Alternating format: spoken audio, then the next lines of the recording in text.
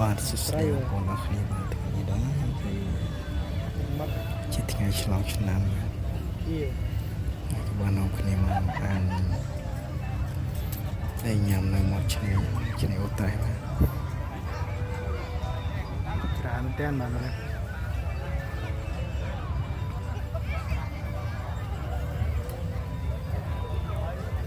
វាមិនឃើញឆ្លងឆ្នាំហើយចិត្តចាំខ្លួនវិញដែរគឺទូរស័ព្ទខ្ញុំលើបាត់ទៅនិយាយមួយមេរួចមេដើរចេញតែទូរស័ព្ទខាងខ្ញុំទេ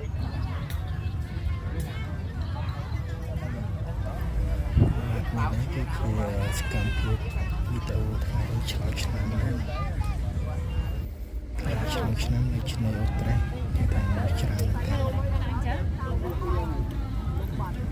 ទៅយីទៅមែនគេហាឆ្នាំឲ្យបិទឲ្យទៅវាមានសួរបាយផ្សេងឲ្យឲ្យហ្នឹងបាទសិក្រៀនក្រសួងគេដល់នេះចាំហើយទៅគួយលេងទៅអបអីសវិសតាមមកឆ្នេរបាទឆ្លងឆ្នាំសវិសនៅយកមកច្រើនមែនតើបាទ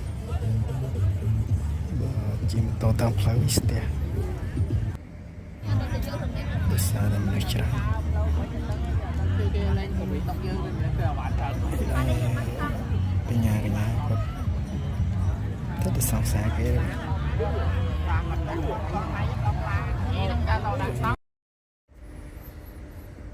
បាទនេះគឺជារូបខ្ញុំបាទស៊ីងកលតែម្នាក់ឯងគេថាតែមានកូនចឹង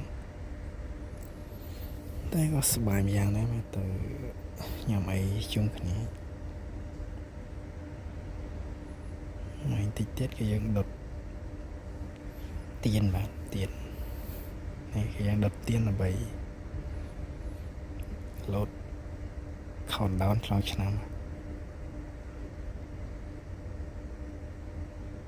ឆ្នាំហ្នឹងគេឲ្យអត់ជ្រោយអី